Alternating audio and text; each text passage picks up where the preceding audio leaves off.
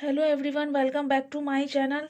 आज के इस वीडियो में हम क्लास 5 के मैथ के अध्याय 12 के अभ्यास 1 के क्वेश्चन को सॉल्व करेंगे।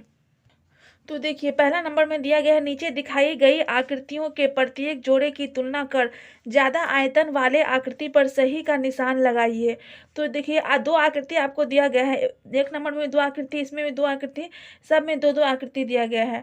तो इसमें आपको क्या बोल रहा है कि जिसका आयतन जो है ज़्यादा है ना, उसमें आपको सही का निशान लगाना है। तो इसमें हम देख लेंगे किस आकृति का आयतन जो है ज़्यादा है, उसमें हम सही का निशान लगा लेंगे। चलिए हम एक एक का आयतन निकाल के पहले देखते हैं। तो देखिए, मैं आप लोगों को बता चुकी हूँ कि आयतन निकालने का फॉर्मूला क्या होता है। इससे पहले कि मतलब कि इसके जो पार्ट 1 में बताई हूँ इस चैप्टर का, वो वीडियो आप लोग जरूर देखिएगा। मैं आप लोगों को दोबारा से फिर से बता देती हूँ। आयतन बराबर आप लोगों को होता है लंबाई गुना चौड़ाई गुना ऊंचाई। तो ये क्या होता है, ये आयतन का मतलब कि क्या होता है, एक तरह समझ लीजिए कि आप लोगों की ये आयतन का फॉर्मूला होता है। तो ये आप लोगों को याद रखना है। तो यहाँ देखिए, पहले हम ये इसमें देखिए लंबाई कितना है। लंबाई हम यहाँ से देखें, देखिए लंबाई 1 2 3, 3 लंबाई है ना। तो यहाँ पे हम लिख देंगे 3 गुना। चौड़ाई कितना है, 1 2, तो यहाँ पे लिख देंगे 2 गुना। ऊंचाई कितना है, 1 2, मतलब ऊंचा इस टाइप से होता है ना, ऐसे ऐसे ऊंचा। तो ऊंचाई कितना है, 2 है। तो अब हम इन सबको क्या करेंगे, गुना कर देंगे। 3 दूना 6 हो जाएगा, 6 दूना 12, तो हो जाएगा 12 घन। तो इसका आयतन कितना निकल गया, 12 घन निकल गया। अब ये वाला इसका हम देखेंगे इसका कितना निकलता है। तो देखिए, इसमें आपको लंबाई कितना है, 1 2 3 4 5 6, लंबाई 6 है। तो हम बार बार ये फॉर्मूला नहीं लिखेंगे। आयतन बराबर क्या होता है, लंबाई गुना चौड़ाई गुना ऊंचाई। तो इसमें लंबाई कितना है, 1 2 3 4 5 6। तो यहाँ पे हम लिख देते हैं 6 गुना। चौड़ाई कितना है, यहाँ पे आप देख सकते हैं कि चौड़ाई जो है वो है 1 2, तो 2 गुना ऊंचाई कितना है, 1 2, मतलब यहाँ ये 1 ये 2 2, तो 6 दूना 12, 12 दूना कितना होगा, 24, 24 घन। तो आप लोग को इसमें क्वेश्चन में क्या करा था, ज़्यादा आयतन वाले आकृति पर सही का निशान लगाइए। तो इन दोनों में ज़्यादा आयतन किसका है, मतलब कि इसका आया है 12 घन, इसका आया है 24 घन। तो यानी कि ज़्यादा बड़ा कौन है, 12 है या 24 है, 24 है ना, मतलब ज़्यादा ये वाला हो गया। तो इसमें आप लोगों को टिक लगा देना है। देखिए, इसमें हम टिक लगा देते हैं। अब हम दूसरा देखते हैं, मतलब ये 2 नंबर में देखते हैं। तो इसका भी वैसे ही निकालेंगे, आयतन बराबर, मतलब ये दूसरा नंबर का है। तो आयतन बराबर, देखिए आपको जरूर नहीं कि हम यहाँ पे लंबाई गुना चौड़ाई गुना ऊंचाई लिखे, हम यहाँ पे लिख सकते हैं L गुना B गुना H। क्योंकि देखिए एल से क्या होता है, एल से होता है लेंथ, यानी लेंथ में क्या होता है, लंबाई होता है। बी से ब्रीथ मतलब चौड़ाई, एच से हाइट मतलब ऊंचाई। तो यहाँ पे आप आयतन की जगह पे एल गुना बी गुना एच भी लिख सकते हैं। एल का मतलब हुआ लंबाई, बी मतलब चौड़ाई, एच मतलब ऊंचाई। तो देखिए इसका देखते हैं पहले हम ए नंबर का, ये वाला हम ए नंबर का देखते हैं। लंबाई कितना है, 1 2 3, यहाँ पे देख सकते हैं आपकी लंबाई कितना है, 1 2 3। तो यहाँ पे हम लिख देंगे 3 गुना। बी कितना है, 1 2, तो 2 गुना। एच कितना है, ऊंचाई, देखिए ऊंचाई कितना है, 1 2 3, तो यहाँ पे हम 3 लिख देंगे। इन सबको गुना कर देते हैं, 3 दूना 6, और 6 तिया कितना हो जाएगा, 18, 18 घन। अब इसका हम ये वाला देखेंगे, मतलब इसका बी वाला लंबाई कितना है, 1 2 3 4, तो लिख देंगे 4 गुना। चौड़ाई कितना है, 1 2, तो 2 गुना, और ऊंचाई कितना है, 1 2, ऊंचाई भी इसमें 2 है। 4 दूना 8, 8 दूना 16, 16 घन। तो इन दोनों में जो किसका आयतन ज़्यादा है, मतलब कि आप देख सकते हैं ए नंबर बी नंबर। तो ए नंबर में जो है वो आया है 18 घन, और बी नंबर में आया है 16 घन। तो ज़्यादा इसका आयतन हुआ, नहीं 18 घन ज़्यादा हुआ ना, 18 ना ज़्यादा हुआ, मतलब ए जो है ये वाला, इसका आयतन आपको ज़्यादा होगा ये वाला का। अब देखिए हम देखते हैं थर्ड नंबर में। थर्ड नंबर में हम लिख देते हैं यहाँ पे आयतन, आयतन बराबर एल गुना बी गुना एच। तो पहले हम ए नंबर का देखेंगे। ए नंबर में यहाँ पे आप देख सकते हैं कि लंबाई कितना है, 1 2, लंबाई 2 है और चौड़ाई 1 2 3। तो हम लिख देते हैं 2 गुना 3 गुना एच एच मतलब ऊंचाई, ऊंचाई कितना देखिए इतना ऊंचा है ना, कितना है 1 2 3 4, मतलब 4 इसमें खाना बना हुआ है तो 4 लिख देते हैं यहाँ पे। अब इस पर गुना करेंगे, 3 दूना 6, 6 चौके 24, 24 घन। अब इसका बी नंबर में देखते हैं लंबाई चौड़ाई ऊंचाई कितना है। बी नंबर में देखिए लंबाई कितना है 1 2 3, चौड़ाई है 1 2, तो लिख देते हैं लंबाई कितना था 3, 3 गुना चौड़ाई 2 था और ऊंचाई कितना है 1 2 3, ऊंचाई भी इसमें 3 है। अब गुना कर देंगे, 3 दूना 6, 6 तिया 18 घन। तो इसमें आप देख सकते हैं किसका आयतन ज़्यादा है, मतलब ए नंबर का आया है 24 घन और बी नंबर का आया है 18 घन, तो ए का ज़्यादा है, मतलब ए वाला आपको ज़्यादा हो गया है। तो ए में जो है हम वो टिक लगा देंगे। तो देखिए ए में आप लोगों को टिक लगा देना है, क्योंकि ए का कितना है, एक आया है 24 और जाके बी का आया कितना आया है 18 आया है। चलिए हम लास्ट देखते हैं 4 नंबर में। तो देखिए 4 नंबर में यहाँ पे आप देख सकते हैं लंबाई कितना है 1 2, लंबाई 2 है और चौड़ाई 1 2 3, ऊंचाई 1 2 3 4। चलिए हम गुना कर देते हैं, लंबाई में कितना आया था हमारा 2 आया था, 2 2 गुना, और चौड़ाई कितना था यहाँ देख सकते हैं आप 1 2 3, चौड़ाई में 3 गुना, ऊंचाई में कितना 1 2 3 4, 4, तो 3 दूना 6, 6 चौके 24, 24 घन। बी नंबर में देखिए बी नंबर में लंबाई में कितना है 1 2 3 4, चौड़ाई में कितना है 1 2, तो 3 गुना 2 गुना और जाके ऊंचाई में कितना है 1 2 3 4, तो 4 लिख देंगे। 3 दूना 6, 6 चौके 24 घन। तो इसमें आप देख सकते हैं दोनों में 24 24 आया, मतलब कि दोनों में बराबर, इसमें भी 24 इसमें भी 24, तो इसमें हम टिक नहीं लगाएंगे। इसमें बोलना था कि जिसका आयतन आपको ज़्यादा है, यहाँ पे लिखा हुआ है ना, तो ज़्यादा आयतन मतलब जिसका आयतन ज़्यादा है उसी में आपको टिक लगाना है। तो ये दोनों क्या है बराबर है, इसमें हम टिक नहीं लगाएंगे। तो आई होप कि आपको क्वेश्चन नंबर 1 में जो है कोई भी प्रॉब्लम नहीं हुआ होगा। तो चलिए अब हम नेक्स्ट क्वेश्चन देखते हैं। क्वेश्चन नंबर 2 है किस ठोस का आयतन सबसे कम है। मतलब आपको देखिए 4 दिया गया है, तो इन चारों में जो है सबसे कम किसका आयतन है आपको पूछ रहा है। तो जिसमें घनों की संख्या क्या होगी कम होगी, उसी का आयतन भी कम होगा। तो चलिए हम पहला वाला का देखते हैं, फिर दूसरा, फिर तीसरा, फिर चौथा का देखेंगे किसमें जो है मतलब किसका आयतन सबसे कम है। तो यहाँ पे आप देख सकते हैं 1 नंबर में लंबाई कितना है 1 2 3 4। सबसे पहले हम लंबाई में घनों की संख्या देखेंगे, फिर चौड़ाई में कितना है 1 2 3, फिर ऊंचाई में कितना है 1 2 3 4। तो चलिए इसका हम निकालते हैं। तो देखिए हम फॉर्मूला नहीं लिखेंगे, हम डायरेक्ट निकाल रहे हैं। जैसे 1 नंबर में है ना, लिख देते हैं आयतन बराबर L गुना B गुना H। तो लंबाई कितना है 1 2 3 4, तो यहाँ पर लिख देते हैं हम 4 गुना, और चौड़ाई कितना है 1 2 3, 3 गुना, ऊंचाई कितना है 1 2 3 4, 4। अब सब गुना कर देंगे, 4 तिया 12 और 12 चौके 48।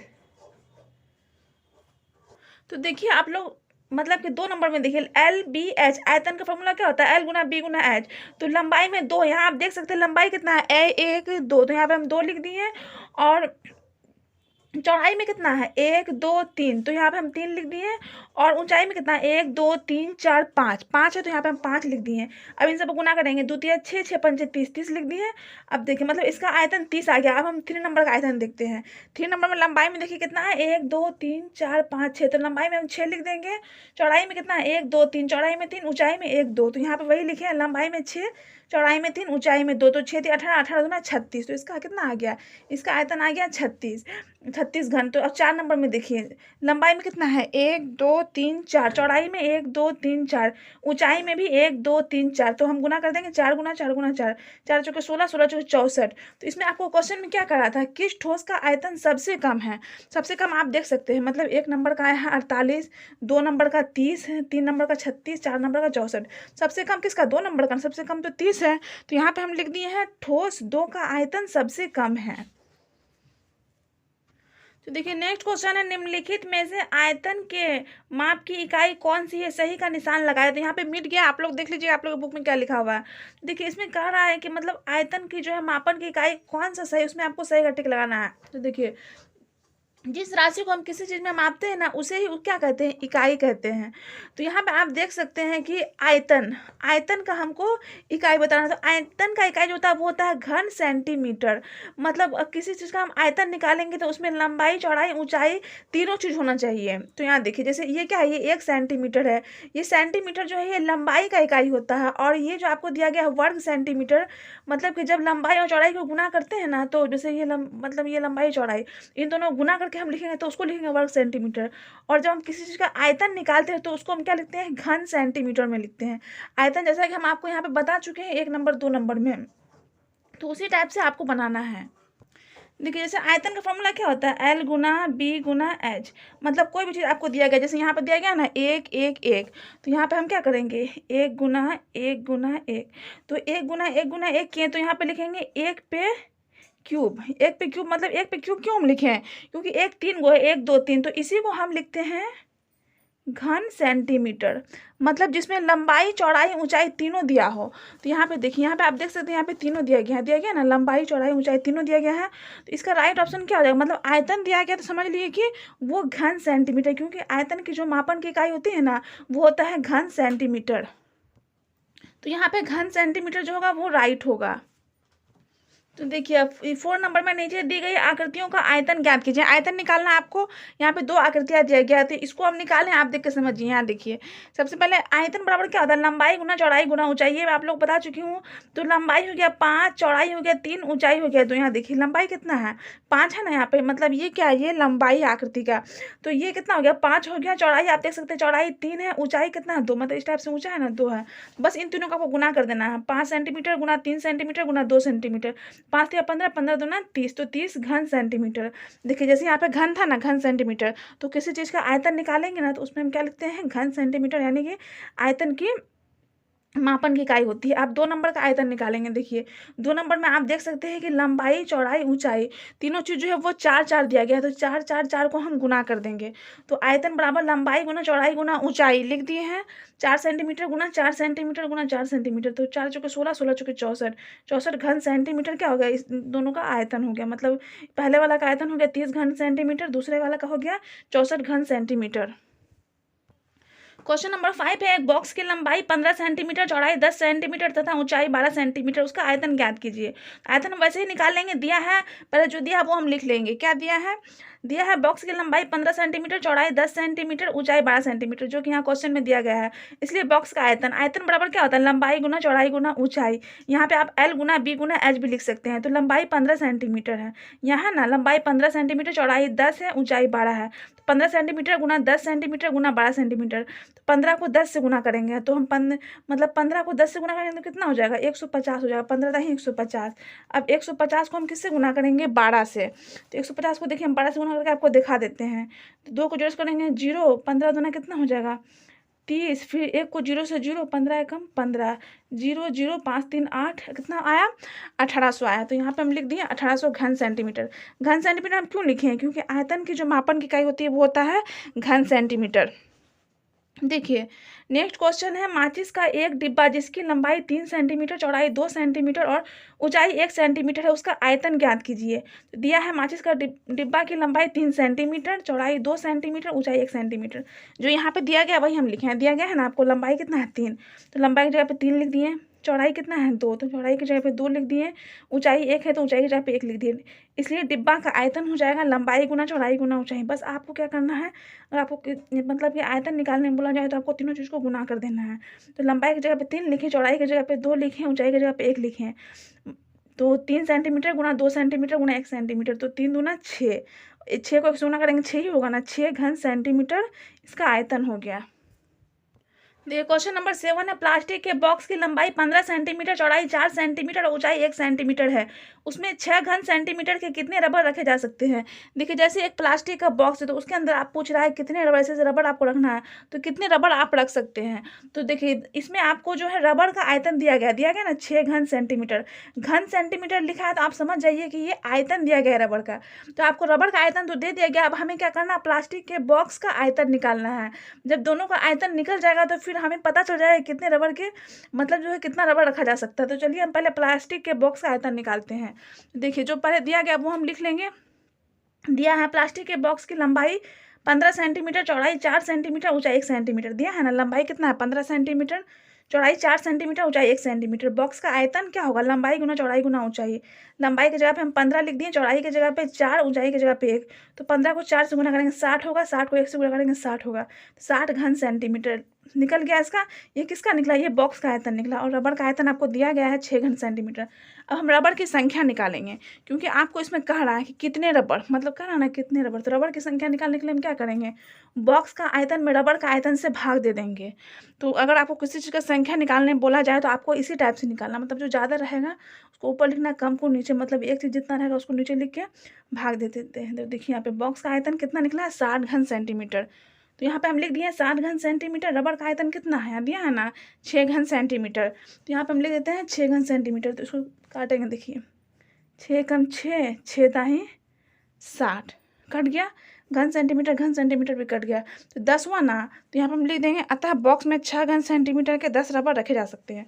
यहाँ पर क्वेश्चन में खुद पूछ रहा था कि उसमें 6 घन सेंटीमीटर के कितने रबर रखे जा सकते हैं, वही हम लिखे हैं, अतः बॉक्स में, फिर यहाँ से लेके यहाँ तक लिख दिए हैं। लिख के कितने के जगह पर कितना लिखे हैं, 10 लिखे हैं। तो आई होप कि आपको ये वाले क्वेश्चन में भी कोई प्रॉब्लम नहीं हुआ होगा। देखिए नेक्स्ट क्वेश्चन है 8 नंबर में, इन्हें भी कीजिए। दिए गए शब्दों से चुनकर रिक्त स्थान भरिए। पहला है, बंद आकृति के घेरे की लंबाई को डैश कहते हैं, परिमाप या क्षेत्रफल। मतलब कि बंद आकृति के घेरे की लंबाई को हम क्या कहते हैं। देखिए जैसे मैं आपको यहाँ बता देती हूँ कि मान लीजिए ये एक बंद आकृति है, मान लीजिए ये एक आयत है। तो ये क्या बंद आकृति, इसके घेरा, मतलब ये वाला घेरा जो होता है ना, इसके माप को पूछ रहा है। इसके माप को जो है हम परिमाप कहते हैं। तो अगर आप इससे पहले के मतलब कि एक्सरसाइज या चैप्टर पढ़े तो ये आपको ध्यान में होगा। इसका क्या हो जाएगा, परिमाप। तो यहाँ पे आपको जो है परिमाप फिल कर देना है। दूसरा नंबर में है, परिमाप की इकाई डैश की इकाई होती है, लंबाई या क्षेत्रफल। तो परिमाप की इकाई जो होती है वो होती है लंबाई की इकाई। देखिए क्षेत्रफल की इकाई जो होता है ना, वो होता है वर्ग सेंटीमीटर या वर्ग किलोमीटर या मीटर। जैसे मैं आपको यहाँ पे, देखिए यहाँ पे मैं आपको बता चुकी थी कि देखिए जैसे क्षेत्रफल का इकाई क्या होता है, वर्ग सेंटीमीटर। अगर कोई चीज़ का हम क्षेत्रफल निकालेंगे तो वहाँ पे वर्ग सेंटीमीटर लिखते हैं, मतलब स्क्वायर में लिखते हैं, ना कि लंबाई में लिखते हैं। तो इसीलिए परिमाप की इकाई क्या होती है, लंबाई होती है। नेक्स्ट क्वेश्चन 3 नंबर में है, किसी आकृति के सभी किनारों का योगफल डैश होता है। तो किसी आकृति के सभी किनारों का योगफल, जैसे यहाँ देखिए, मतलब कोई भी आकृति हम बना दें, ऐसे करके कोई आकृति बना देते हैं, मतलब ये सब किनारे का योगफल जो होता है ना, जैसे मान लीजिए ये 4 है, ये 4 है, ये 4, ये 4, ये सब किनारों को हम जोड़ेंगे कितना होगा, 16 होगा ना। तो इसका योगफल जो होता है वो परिमाप होता है। तो इसका क्या हो जाएगा, परिमाप हो जाएगा 3 नंबर का। देखिए नेक्स्ट है 4 नंबर में, घेरे के अंदर का क्षेत्र डैश होता है, परिमाप या क्षेत्रफल। तो घेरे के अंदर का क्षेत्र पूछ रहा है ना, तब वो क्या होगा, क्षेत्रफल होगा। जैसे कि यहाँ देखिए कोई भी घेरा है, मतलब मान लीजिए इसके अंदर का क्षेत्र जो होता है ना, उसको हम क्या कहते हैं, क्षेत्रफल कहते हैं। तो ये आपको ध्यान रखना कि घेरे के अंदर का क्षेत्र क्या कहलाता है, क्षेत्रफल कहलाता है। 5 नंबर में है, किसी आयताकार आकृति की लंबाई दुगुनी तथा चौड़ाई आधी करने पर उसका क्षेत्रफल डैश होता है, स्थिर या परिवर्तित। तो देखिए स्थिर का मतलब होता है कि नहीं बदलना, यानी वो बदलता नहीं है, और परिवर्तित का मतलब होता है बदल जाता है।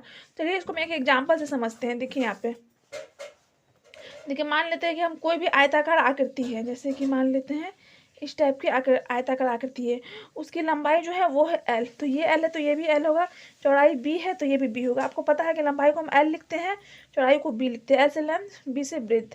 तो देखिए हो गया। तो इसका क्षेत्रफल क्या हो जाएगा, कोई भी आयताकार आकृति का क्षेत्रफल जो होता है, यहाँ पे देखिए कह रहा है ना, किसी आयताकार आकृति है तो उसका क्षेत्रफल जो होता है वो होता है लंबाई गुना चौड़ाई। क्या होता है, लंबाई गुना चौड़ाई। मतलब कि आयत का क्षेत्रफल जो होता है लंबाई गुना चौड़ाई होता है।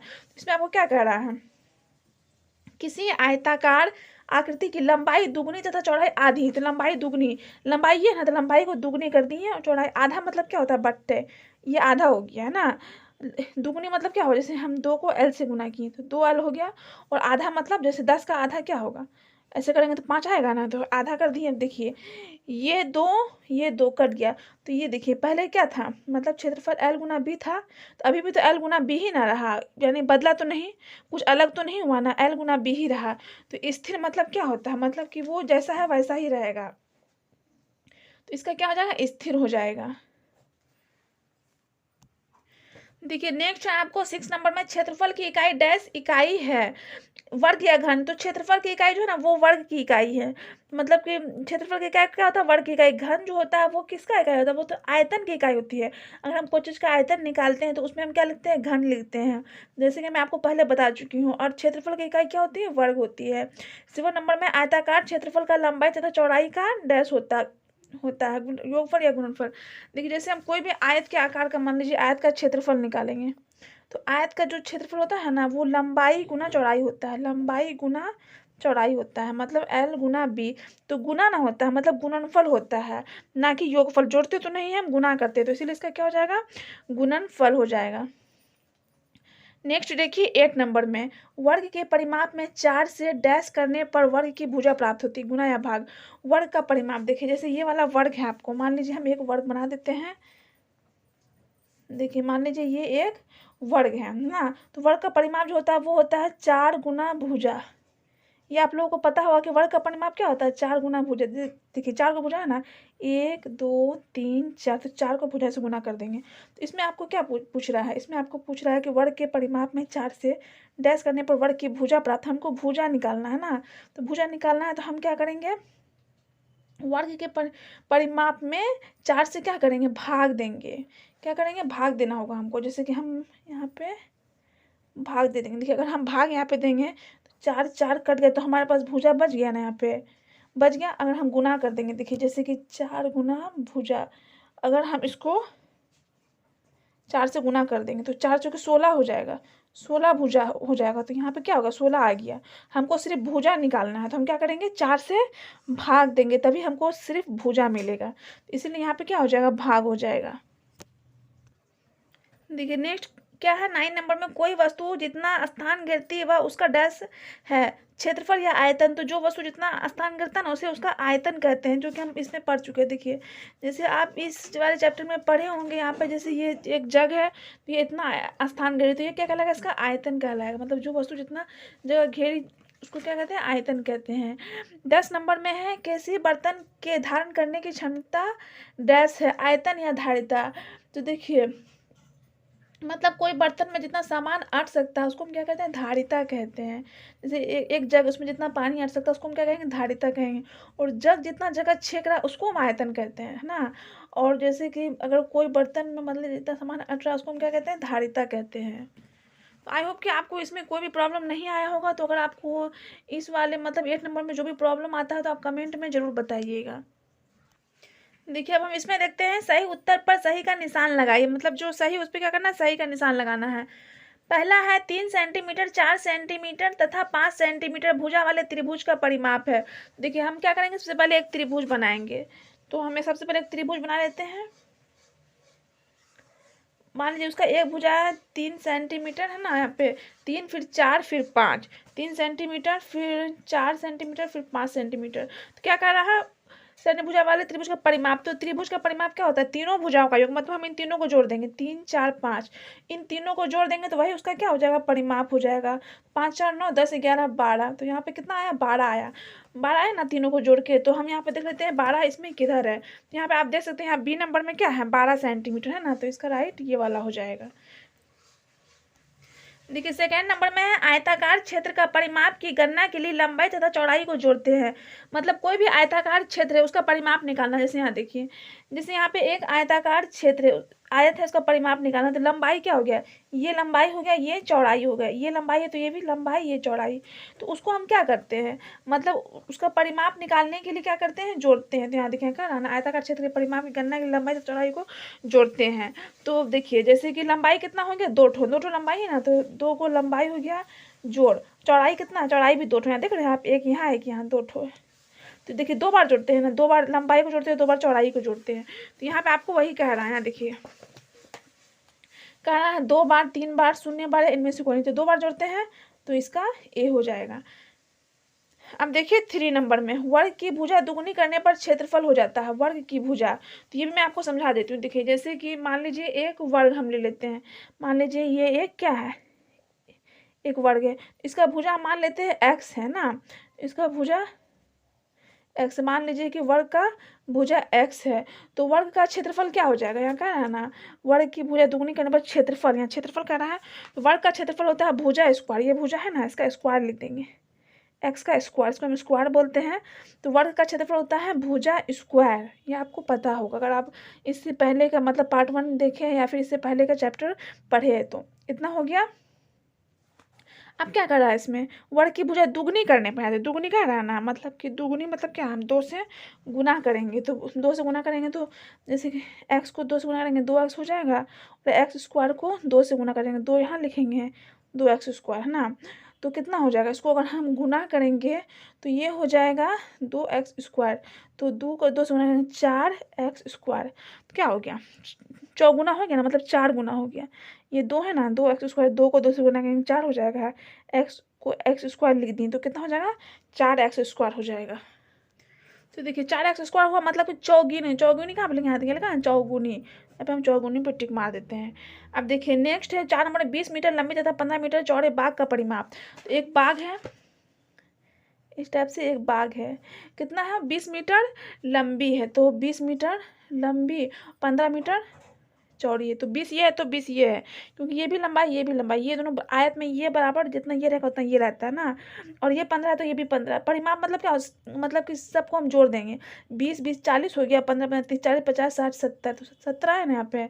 इसमें हम देख लेते हैं 70 कहाँ पे, यहाँ पे देखिए है ना 70 मीटर, 70 मीटर पे टिक लगाते हैं। देखिए नेक्स्ट है आयतन की गणना होती है एक विमीय में। देखिए एक विमीय किसे कहते हैं, सबसे पहले आपको जान लेना कि एक विमीय किसे कहते हैं, जिसमें लंबाई होता है ना उसको, जैसे कि देखिए मान लीजिए हम कोई भी रेखा ऐसे बना दिए, देखिए मतलब कितना लंबा बना दिए, इसमें सिर्फ लंबाई है ना और तो कुछ नहीं है, तो उसको हम बोलते हैं एक विमीय।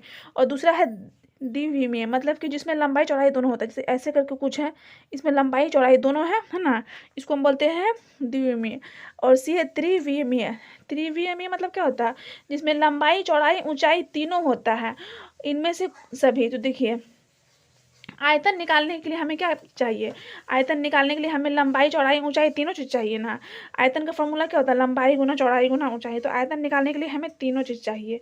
तो आयतन की गणना किस में होती है, त्रिविमीय आकृति में, मतलब त्रिविमीय की, तो उसी में ना तीनों चीज़ मिलेगा आपको। एक विमीय तो सिर्फ लंबाई मिलेगा, और द्विविमीय में क्या मिलता है, लंबाई और चौड़ाई मिलता है, लेकिन त्रिविमीय में क्या मिलता है, तीनों मिलता है। तो इसीलिए आयतन की गणना जो होती है वो त्रिविमीय आकृति में होती है। तो देखिए आई होप कि आपको मतलब कि इस वाले चैप्टर में कोई भी प्रॉब्लम नहीं आया होगा। तो अगर आपको वीडियो पसंद आया तो वीडियो को लाइक कर दीजिएगा, और अगर आप हमारे चैनल पर नए हैं तो प्लीज़ चैनल को सब्सक्राइब जरूर कीजिएगा। वीडियो देखने के लिए थैंक यू सो मच।